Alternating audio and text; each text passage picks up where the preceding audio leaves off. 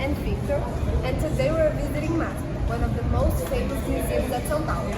It's located at Avenida Paulista number 1578. It's near Trianon Masp station and is barely 2 minutes by feet.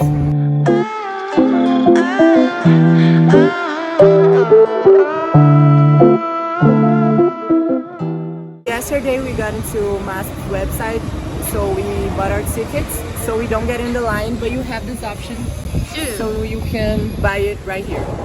So this is how we bought our tickets. This is Masp's official website. If you search Masp on Google, this is the first website that is going to appear for you, and this is their main page. If you click on this Masp Exhibitions 2023, it will direct you to the place where you buy your tickets. They have their location right here, and if you go down, you could see all the days that they have scheduled, and you just select the one that you want. After this, you will see this many times available. You'll get the one that you want, click on it, and then you just select the ticket that you want to buy. These are all the floors that are available when you visit Masp. We were only able to go to the first and second floor.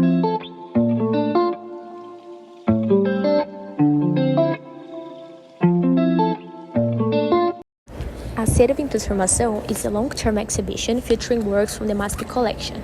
The gallery is open, offers multiple possibilities of access and interpretation, by removing the artworks from walls and placing them on easels. The museum gives the visitors the opportunity to walk around them as if strolling through a forest of artworks that seems to be suspended in midair. This painting right here was painted by Dora Longo Bahia, and its name is Campo contra Campo, and it was painted during the 1961 during the military interventions that happened in Brazil.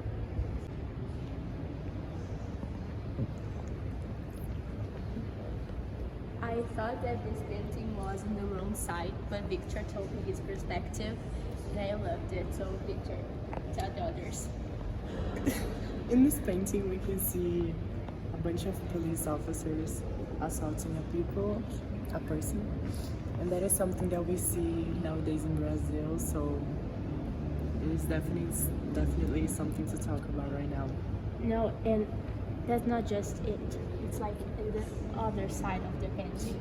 If you see it, the other side, Like they're hiding the situation. it's all white, and the other side, it's like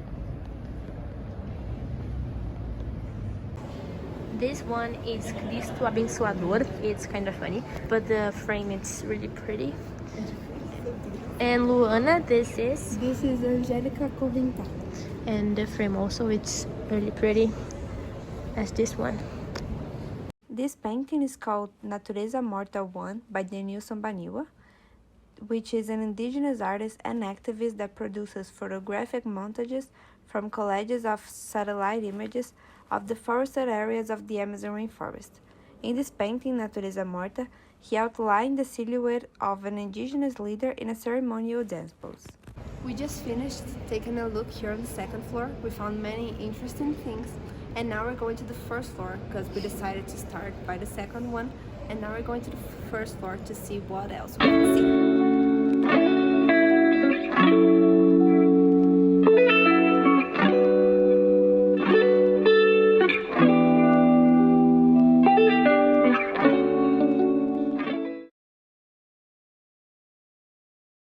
Now we are talking about Judith Lawand. So at 1940, Judith Lawand studied classic drawing from plaster models at Escola de Belas Artes in Araraquara, in the countryside of São Paulo state. At that time, she produced portraits and rural landscapes of region, as well as anatomy sketches. So, in 1950s, the artist began to experiment with more strong brushstrokes, using bright colors little by little, refining shapes and adopting geometric and abstract elements.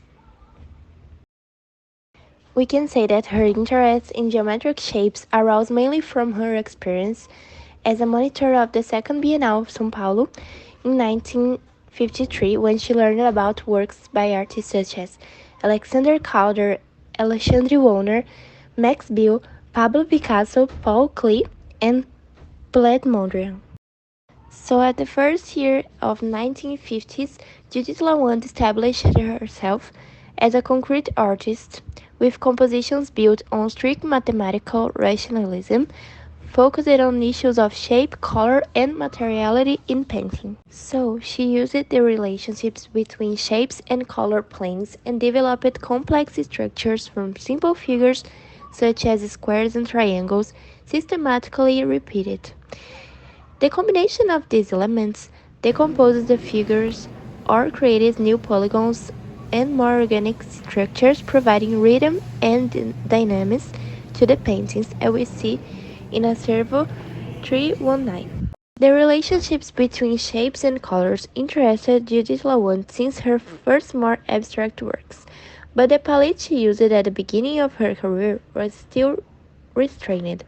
In 1960s and 1970s, the artist took her paintings and reinvented in her own way concretism's schematic rigor.